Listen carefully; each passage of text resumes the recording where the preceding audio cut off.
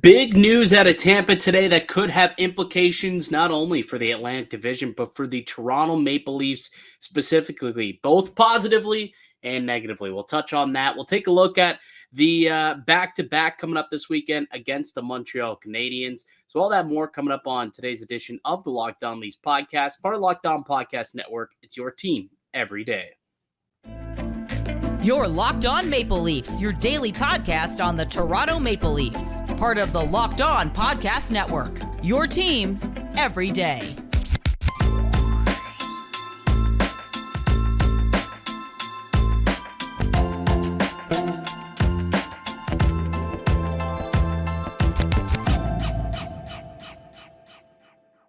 You know, I really wish that the people on YouTube could see what I was just watching. Like during that roll, during the music and what was going on and that sound, Dave Morassutti was just head bopping away. Give us a little view of what I was watching as that music was going. People don't realize we don't add in the video intro app, like it's part of the show. Yeah. Like I gotta get myself amped. This is me getting amped for the podcast. That was funny. It's also we're not recording at 11 o'clock at night too, so I have a little more energy. I just had a nice dinner too. Nice, very nice. What was on the menu? Porchetta. Ooh, mamma mia. Beautiful. Mamma mia.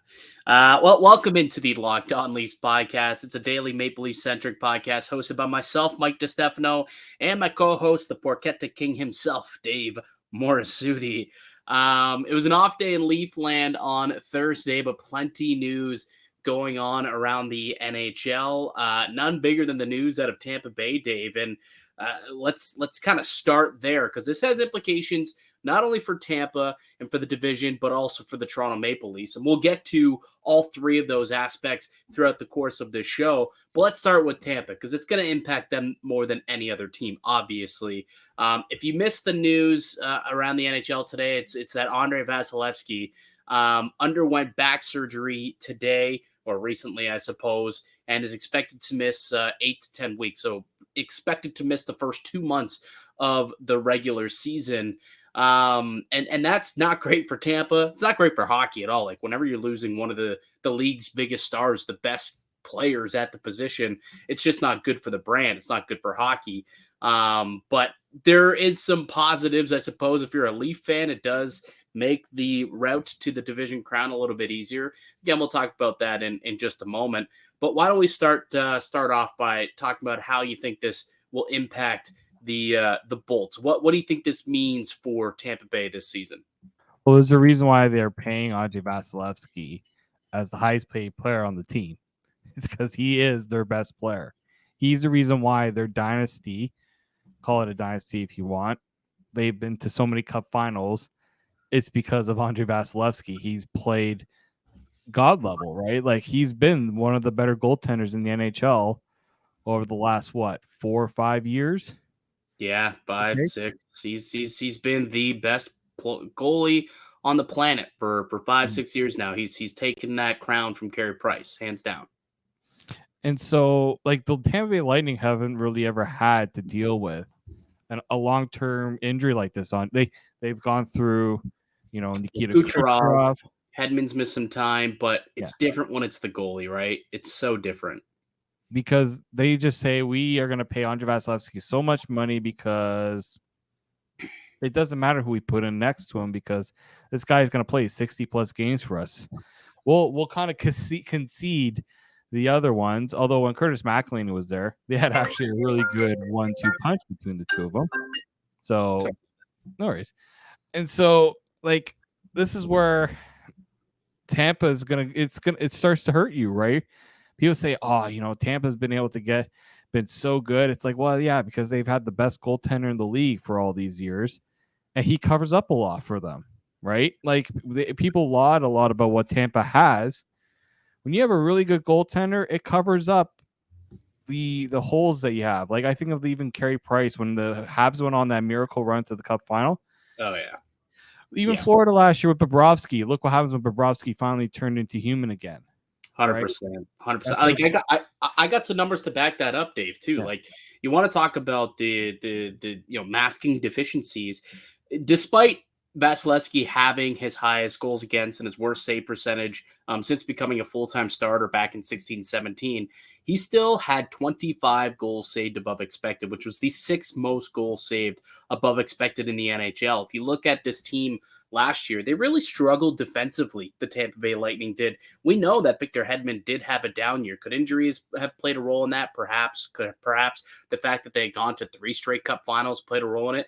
Maybe. So I guess you're banking that after a full off season that potentially he can get back to being the all-star stud defenseman that he is. But when they took away Ryan McDonough and they took away Jan Rutta from this defensive core, they really did struggle last year. They were 16th in the NHL in expected goals against. And for those who aren't, analytically driven or they don't believe in analytics, sure, whatever. But that's a stat that basically measures the quantity and the quality of chances that your team gives up defensively. It's basically an analytic that suggests how well a team defends. And when you look at the blue line and what they did over the course of the offseason, they didn't do anything. They added Calvin DeHaan to that same blue line that got eliminated by the Maple Leafs, last year in the postseason. So it's not like that blue line got any better. And, Vasilevskiy had to mask a lot of those warts that were there for this team defensively. And it's certainly going to be interesting if he's not there either as the last line of defense.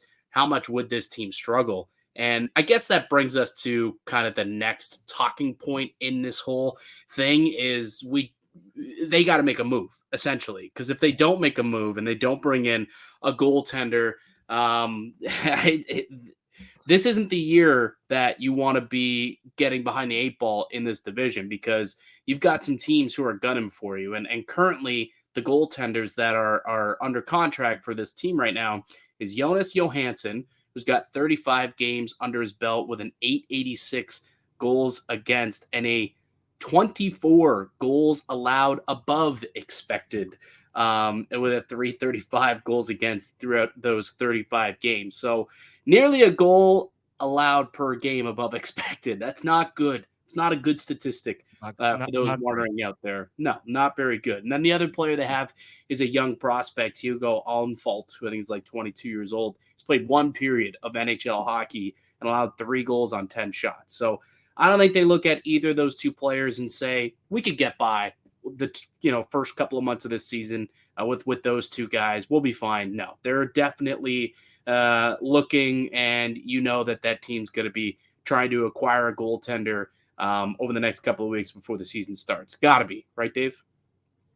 I think so, because this is not a team that can say, you know what, we'll see how it goes. No, this is a team that has a defined idea that they're a Stanley Cup contender each and every year as long as this core is intact. They just look at all the moves they've made lately to lock in these guys for 8 years is because they believe that this core can't compete for the next 8 years. If they didn't believe that, they wouldn't lock these guys up. So they desperately are going to have to find another goaltender within the next few weeks, because you can say, we have time, let's see what the other couple guys can do in preseason for us.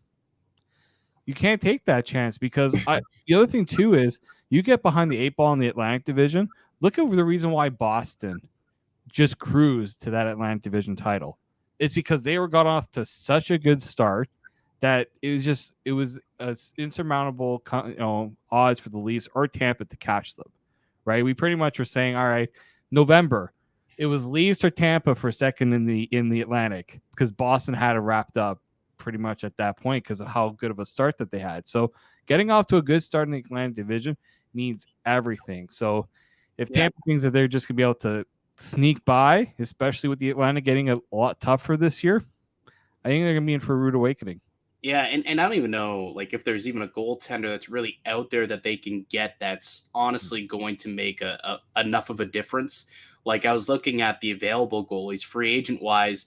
I guess they could go back into the Brian Elliott. He was their backup the last couple of years. So, he knows the system. He knows the group. He's comfortable playing there. But is he a number 1? Definitely not. He hasn't been really ever in his career. He was a 1B for a little bit, I suppose. But that's a guy who's out there in free agency. Jarro Halak is still technically available if they want to go that route. He's, I believe, still looking to play hockey. Mike Smith? They want to bring back Mike Smith to Tampa? He's 41 years old. I don't know if he's still looking to play, but he is out there, and he has not officially retired, I don't believe. So there's not a lot of free agent options that they'll have. So maybe they go the trade route. Potentially they could, claim a guy off of waivers once the waiver wire starts to be active. Spencer Martin from Vancouver was placed on waivers today. He, was a backup last year for the Canucks and often was actually had to be thrust into a starting role because Thatcher Demko was injured. So he's got experience. It didn't go very well, but he's got games played if that's a route that they're going to want to go in potentially. But before we get into, maybe some of the guys that they could go get, and I think this is that's how it could potentially impact Toronto. And the name obviously is Martin Jones. That name is floated around a lot as a potential stopgap for the Tampa Bay Lightning. We'll get into that in a moment. But when we look at from a big picture perspective, from a team perspective, you look at the Atlantic Division and you look at how this player, Andrei Vasilevskiy, the backbone of this team, is going to be out for the first 2 months. The Athletics model, actually, I was looking, Dom Lucian tweeted this, that their playoff percentage points dropped by 13% by that one player being out for just 2 months. Their entire season playoff odds dropping by 13%, which means there should be some other teams in this Atlantic Division salivating. Which team do you think can benefit most from this unfortunate circumstance with the Tampa Bay Lightning? I mean, the Leafs are one, but other than the Leafs, maybe. Is it the Leafs? I personally think it's Leafs because I was talking with some friends today about this, and it's just like, who are the teams realistically that have the biggest chance of going head to head with the Leafs for top spot in the Atlantic? Tampa was one because they're always there. Boston, because until you see them play and you see how things go, you give them a chance, but not as good of a chance because of all the moves that's happened lately. Yeah, no Bergeron, no Krejci. Right. Yeah. Is Allmark going to be able to put up another Vezina-worthy season again? Like, sometimes goalies do regress a little bit. And then the other one for me was, is it Ottawa? Like Ottawa seemed to be the team. Like, I know a lot of people are talking about Buffalo, but Buffalo, they're relying on, I think, less stellar goaltending than Ottawa, in my opinion. It's funny because Forsberg and Korpisalo, they're 1-2. Matt Sogaard's still a good goalie too. Yeah. I got to see firsthand how he was in that preseason game. Like, he masked a lot of things, I think, for that Ottawa defense. So I think Ottawa could benefit really. A team like Ottawa, anyone that feels like that they are maybe going for a wild card, now they're like, hey, maybe one of the top 3 spots now with Tampa dealing with its injury could be an opening for us.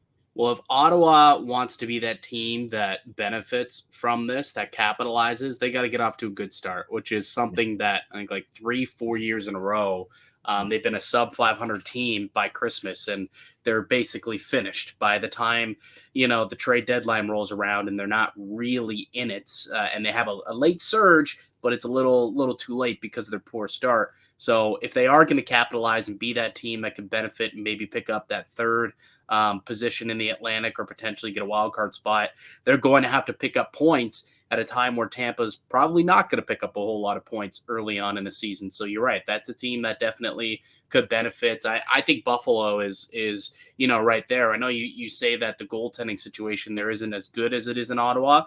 And I guess I probably would agree only because I think Devin Levi is unproven, but I think the ceiling is higher for Devin Levi. And we've seen young goalies come in and play extremely well early on in their career. So it's possible, especially with the blue line there, right? You've got Owen Powers, the only getting better. Rasmus Dahlin's turned into one of the best defensemen in the NHL. Matthias Samuelsson, I think, is a quality, defensive defenseman in their top 4.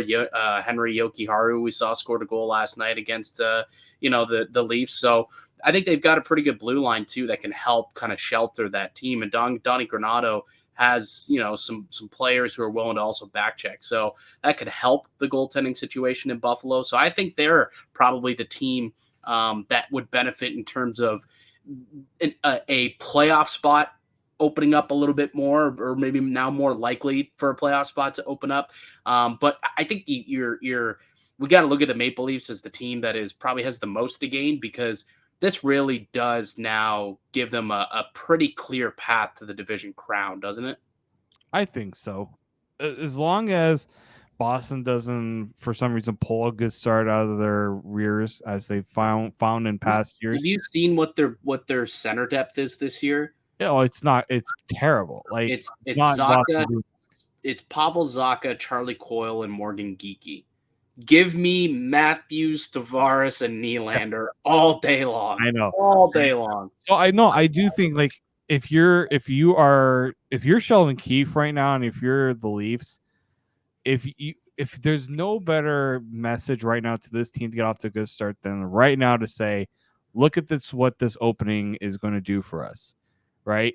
Like, this is not like Tampa losing like a Kucherov or a Braden Point, right? One forward you can kind of work your way around, especially if you built good enough depth. This is their starting goaltender. This is the best goaltender in the league. And I think it was Locked On Senators that tweeted out that Ottawa has 2 games in their first 10 games are against the Tampa Bay Lightning, right? Like, teams are now going to look and say, how many games we have against Tampa Bay in those 2 months? I don't know what the Leafs schedule. Actually, I can look that up in 2 seconds. Like, the Leafs have a game on October 21st and November 6th. So they got 2 games. Yeah. So they had to try and pick up a couple there. Right. And those head-to-head games mean something too. When you have good records in your own division, it gives you a really good chance. This is why I get so mad when they lose to Montreal every year, because like, those are freebie points that you should be picking up to help you in your own division. Because you have to play you play a lot in your own division. You got to take advantage of those games. Yeah, and it's not as easy as it once was. So, like, you're not going to get as many points off of the Ottawas, the Buffaloes, the Detroits even of the world, the Floridas, who was just dreadful for so many years. Now it's all right. Everyone's kind of got a fighting chance here. It's going to be a dogfight within that division. It's going to be tough to pick up points. Now, the Leafs should be favored in pretty well every game that they play, but it's still a pretty, there's a lot of parity in the league. Nothing's guaranteed here. So yeah, it's going to be difficult, obviously, but I think with Tampa being the biggest threat, and now they lose their starting goaltender, the best goalie in the world, a guy who really masked a lot of issues with that team a year ago. He's out for the first 2 months.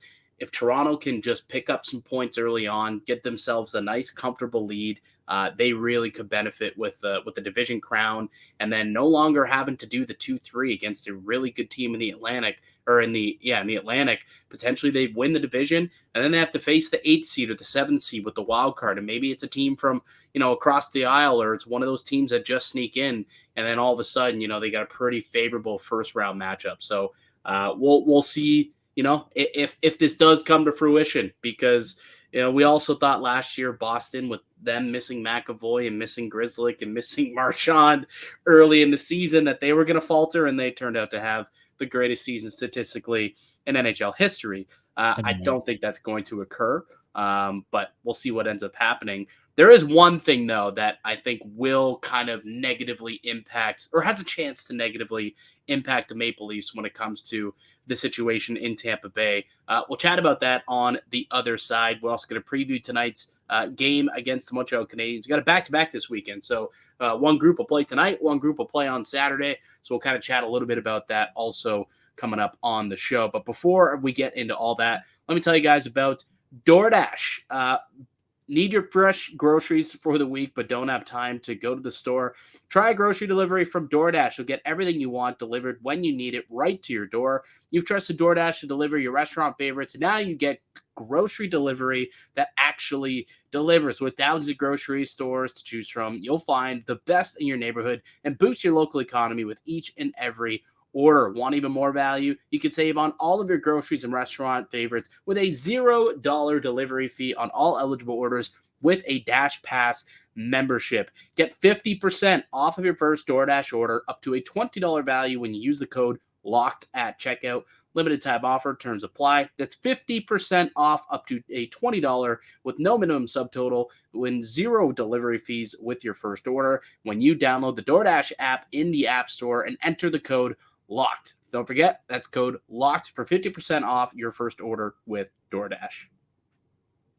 Welcome back into the Locked On Leafs podcast. I'm Mike DiStefano with my co-host Dave Morassutti. We are a daily Maple Leaf-centric podcast. So if you're new to the show and you're just kind of stumbling upon us today and you're enjoying what you're talking about, appreciate it. Thank you for giving us a chance. We've got shows that come out each day, Monday through Friday.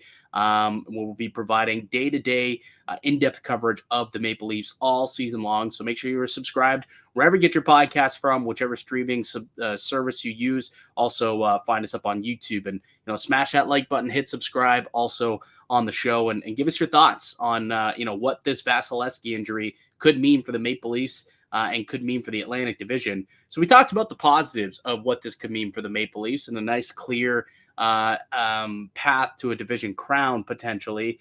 But there's also one other aspect that could negatively impact the Toronto Maple Leafs, and that's the fact that it could deplete their goaltending depth. Because as we had mentioned earlier in the show, we were taking a look at the free agents that are out there and that's available for them. Brian Elliott, Jarl Halak, and Mike Smith.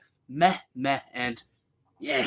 There's a reason why they're still out on the free agent market, which means it's very possible that for the Tampa Bay Lightning to go out and get themselves a goaltender, they're going to either have to do it via the trade route or wait for the waiver wire to get a lot of these goaltenders, these third goalies that are around for teams, for them to hit the waiver wire and acquire one of them.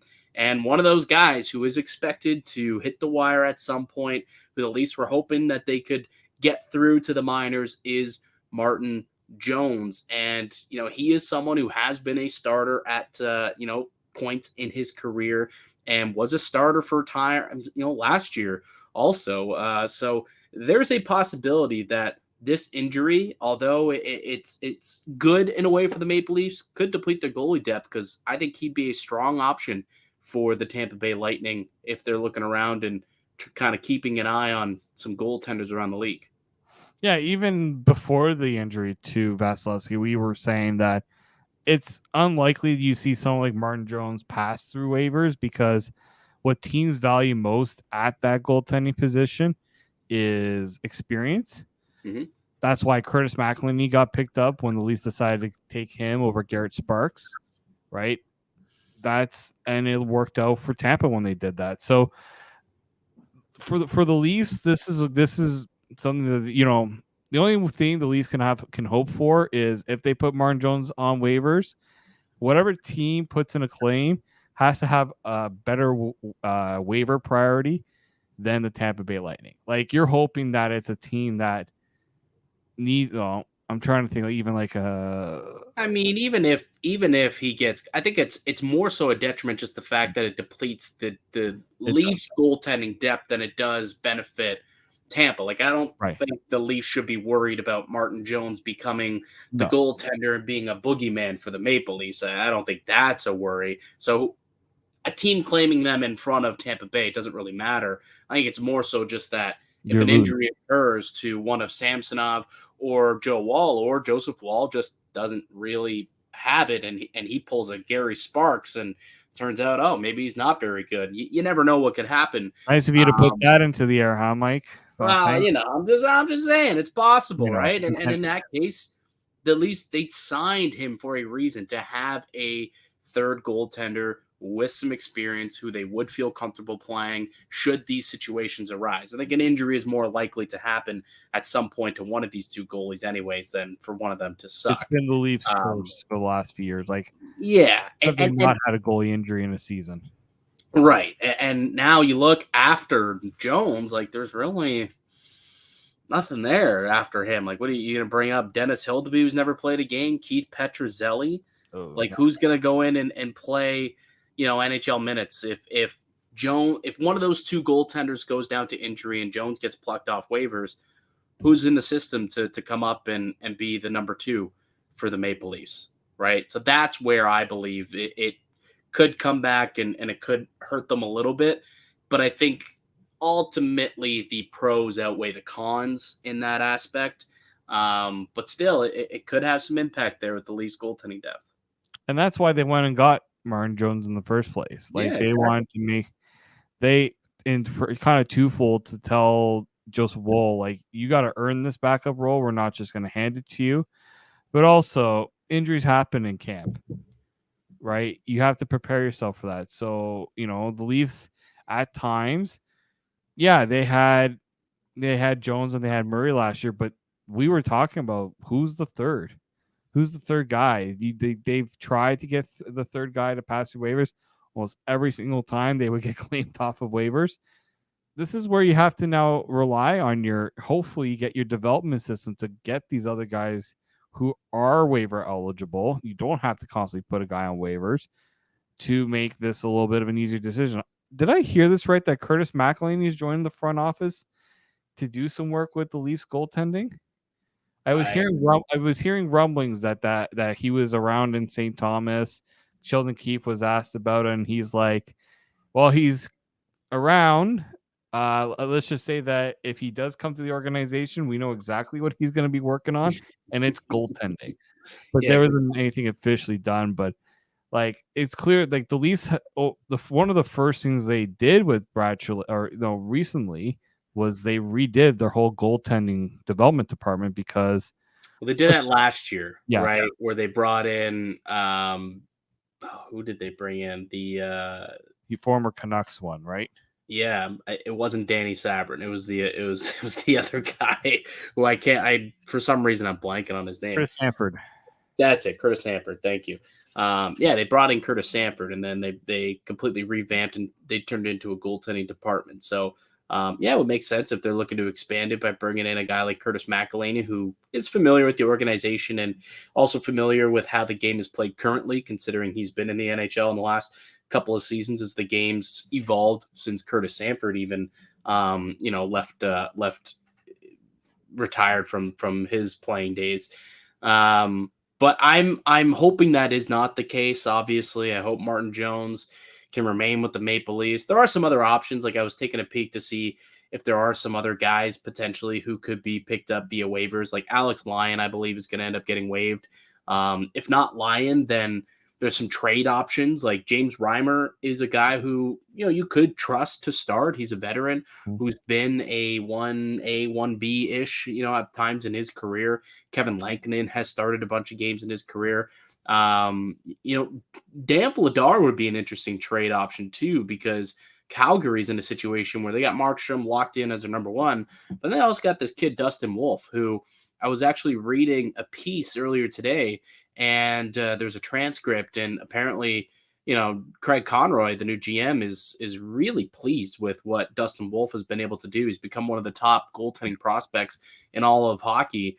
And, they might be willing to give him an opportunity as at the number 2 role and get him into the NHL. If that's the case, Dan Vladar could be available. And he is somebody who could be, a decent pickup for them to be a starter, I guess. Like, he's clearly not going to be able to replace Vasilevskiy, but, I think you like that better than Johansson on faults, better than Brian Elliott, better than Halak, maybe even better than Marty Jones. It's kind of, I guess, could be on par, maybe a little bit of an upgrade than Martin Jones. But there are other options, but Marty Jones would be a free one, a waiver wire option, and somebody who's making next to nothing, like a league minimum contract. So it makes a lot of sense for Tampa to do that if that's the route they're going to want to go. The Maple Leafs are hoping that's not the case, so they can keep that goaltending depth in order. But yeah, we'll see. We'll see what ends up happening with this. Okay, we'll take one more quick break, Dave. When we get back, let's kind of tee up this game tonight and this back-to-back this weekend against the Montreal Canadiens. So we'll do that in just a few moments. I'm Mike DiStefano with Dave Morassutti. You're listening to the Locked On Leafs podcast, part of the Locked On Podcast Network. It's your team every day. Welcome back into the Locked On Leafs podcast. It's Mike DiStefano and Dave Morassutti. Leafs coming off their first preseason win the other night against the Buffalo Sabres. They got it back-to-back this weekend against the Montreal Canadiens. A little bit of a home-and-home situation. There was an off day today, so really nothing new to report other than they did actually make one more roster move. They sent down prospect Jacob Vraska to the Barrie Colts. But so we didn't get to see lines today to maybe guess who could possibly be playing in the Friday game and then who might be playing in the Saturday game or what the lineup could look like. But what we do know, or what we presume at least, is that Ilya Samsonov should get one of these games. Like we haven't seen him right through 3 preseason games yet. You'd have to think he gets one of these 2 against Montreal. I would hope so. I in a way I wouldn't say concerned, but I would be questioning why there would be waiting so long to give him his first start, right? Like, I understand that, they have a timeline. They want to give Martin Jones and Joseph Woll a little bit more of a look. You know what? I'm going to push back on that. I think it's smart what they're doing with Ilya Samsonov because I don't mind him only getting, 1 or 2 games, considering that I think they're expecting him to be the guy this year, right? Like he's going to have a pretty big workload. They're probably hoping he can get you 50-ish games this season, which he's never done before. So why kind of burn the tread in preseason when you don't have to? Get him a game or 2, allow him to kind of get back into rhythm and into the swing of things. Goaltending is that one position that you can mimic a little bit better in practice than any other position. We know this to be the fact because many goalies and goalie experts tell us that is the fact. Mm-hmm. So it's not as necessary to get in-game action for goalies. But you get him 1, 2 games, I'm good with it. I don't need to see this guy playing 4 or 5 games and it's not the injury risk. It's don't want to tire him out. He's only played a career high 44 games. If he needs to play 50 this year plus playoffs, sit him out for a couple of preseason games. And we also heard that on top of the injury he suffered in the playoffs, he was also dealing with a shoulder issue as well, right? It was clear, and this was my concern with Samsonov. When people were talking about him being the number 1, it's like, well, it's clear that physically he has to get himself adjusted to that workload because he hasn't really done it. So yeah, a little, and at least have the health science department that are going to load manage as much as possible when it comes to Samsonov's workload. So yeah, I mean, I'm sure they have a plan, and I also want to see these other guys a bit more, right? I want to see Hildeby get some starts. I want to see Petruzzelli get some starts because those are the guys that need the development, right? And you need to know. They got to eventually have a plan for if Martin Jones does get claimed, who's the next guy that gets that role. Right. Hey, maybe I think you did an episode while I was away about Brian Elliott maybe garnering interest. Maybe that's what gets Elliott to Toronto if they do bring in if Martin Jones does get claimed. And they're like, all right, well, let's bring in Brian Elliott, I guess. No one else wants. All right, Brian, come on down. Yeah, so hopefully it doesn't get to that point, but maybe that is the case. So one group's going to travel to Montreal for the game tonight. The other group, they'll stay. There's an on-ice session in Toronto, and that group presumably will play the Saturday game in Toronto. Again, we're not sure exactly who's playing where or on what day. I'm not sure if we're going to see Simone Benoit in one of those games. I know the other day he was skating. He came back to practice and got his first practice in, but he was wearing a red non-contact jersey. So I'm not sure if he's going to be ready to play in one of these 2 games, but it would be nice to see him play at some point. He's one of the newcomers on the team. I'd like to see what he looks like and his play style. But he did have an interesting quote the other day, speaking with the media that you pulled. You want to share with the class what Simone Benoit had to say the other day? Yeah, because we haven't heard from him really, right? Because he's been dealing with back spasms, so he's already kind of one step behind because he hasn't been on the ice that much. He, as you said, he's been in a red contact jersey, but it looks like he still holds a little bit of, I wouldn't say a grudge, but he ain't too happy with how things ended in Anaheim, right? This is a guy who was pressed into playing a top 4 role, and extension talks led to nowhere, so they didn't qualify him. And he said, personally, I think it was a mistake on their part, and it's a win for Toronto. I was happy to end up in Toronto, that's for sure. And then when asked kind of, how he feels about where he is in camp and not being right, obviously playing a little bit of catch up, he says, I'm just going to make my spot. I always work hard and I always come to camp as a surprise. I got hurt, but as soon as I'm back on, I'll make sure I make myself as part of the team. So, and he also said, I never got silver spoon fed. He's like, is that the expression? Let's not forget, English isn't his first language. He is French Canadian. But yeah, it feels like this is a guy who always looks like he has something to prove. Yeah, a little chip on his shoulder. And not getting qualified clearly is going to give him that chip. Like we saw Samsonov was in the same situation last year. He was left unqualified, and we knew he had a little bit of a chip on his shoulder, something to prove to the league and to Washington from afar. Like, hey, you screwed up. Like, I still am a good goaltender, and he turned out to be that for the Maple Leafs last year. The problem with Simone Benoit is not necessarily whether or not I think if he's a good player or not. Again, I got to watch him with my own two eyes, in the system and see. So until he gets back and plays some games here in preseason, I guess I can't really develop a formal opinion. But unless this injury to John Klingberg is a little bit more severe than we think, there's not really a path for this guy to make the roster, like to make the team. So he can, say that he wants to be part of the team and that Anaheim's going to regret this decision all he wants, but ultimately there might not be a spot for this guy on the roster either. And not being able to play in these games, not being able to showcase himself in the way that Connor Timmins has been able to showcase himself isn't helping him either. So I'm not, convinced that Benoit is even going to be on this team to start the season anyways. Again, unless there is an injury to Klingberg, which frees up A, cap space, and B, a roster spot for him. Yeah, that's the issue the Leafs find themselves. They can't just say we're going to have two extra defensemen sitting in the press box. Yeah. There's not really... We just had a whole episode yesterday how the heck you're going to try to keep Connor Timmins around because he's looked so good. There's not even space for one extra defenseman in the even though Simone Benoit is on an $800,000 deal. Like... Unless you're going to go short up front, right? You're going to go with fewer forwards up front. I don't know where they think like all these defensemen are going to fit.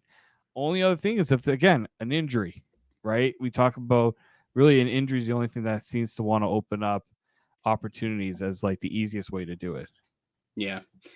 Well, we'll see what happens. We're not hoping for any injuries, that's for sure. Good health for everybody is always what we preach and what we want here on the Locked On Leafs podcast. But maybe on Monday after this back-to-back, we can kind of start digging into the roster a little bit and see cap-wise, see if we can put together a cap-compliant roster and take our first jab at what maybe the opening night roster could look like. Maybe that'll be for Monday's show. And we'll kind of recap the weekend series against Montreal as well. All right, pal. That'll do it for us here today on the podcast. I'd like to thank you all for listening and supporting the show. You can subscribe to the Locked On Leafs podcast on all podcasting platforms and receive daily Leafs content. Follow myself on Twitter at Mickey_Canuck. Follow Dave at D_Morassutti. Follow the show as well at Locked On Leafs. Go ahead, smash that like button. Give us a comment down below, your thoughts on anything that we talked about today, and whether or not this is the situation in Tampa Bay, are the Leafs going to capitalize? Let us know down below. Enjoy the games this weekend. Got one tonight against Montreal and another tomorrow night against the Montreal Canadiens. So enjoy those ones. We'll be back with another episode for y'all on Monday. But until then, keep it locked right here on Locked On Leafs.